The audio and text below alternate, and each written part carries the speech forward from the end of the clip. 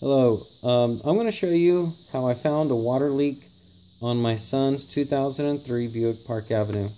At first we thought it was a water pump because it was coming from the pulley side of the motor here, but we found out that's not what the cause was.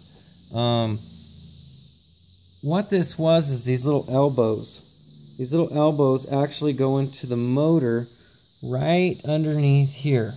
And so there's a little porthole right there. I'm going to drop it down, let you see it. Where is it? Right there. And so that's going into the motor.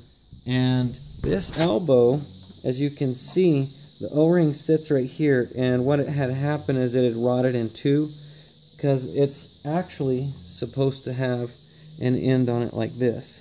So you can see after the O-ring, it has a piece of plastic, so it actually rotted and corroded in the part that seats the O-ring. Now this is just a little Dorman set that I picked up at AutoZone, pretty cheap. Got some antifreeze, it's an easy fix.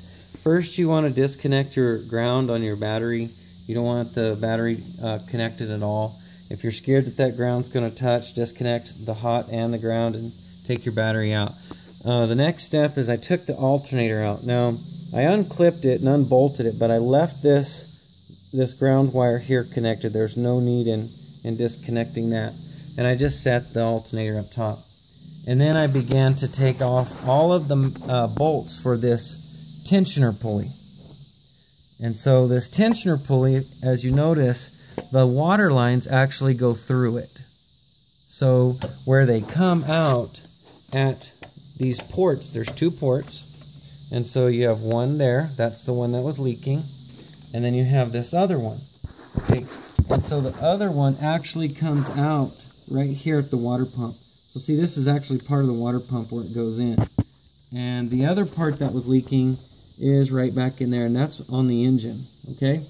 So what you have to do is, I cleaned out where those seats are in those ports, and I put a little bit of Napa Sil Glide because it's non-melting. It works really well to lubricate O-rings and stuff, and so that's what's going to be lubricating the O-rings here on these elbows. And make sure that you put them in back in the same way that they came out.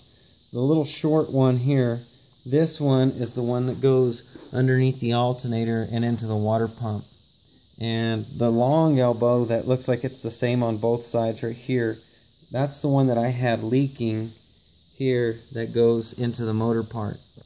Okay, and then you just put it together and slide it in. You kind of have to dog step it a little bit, walk it in.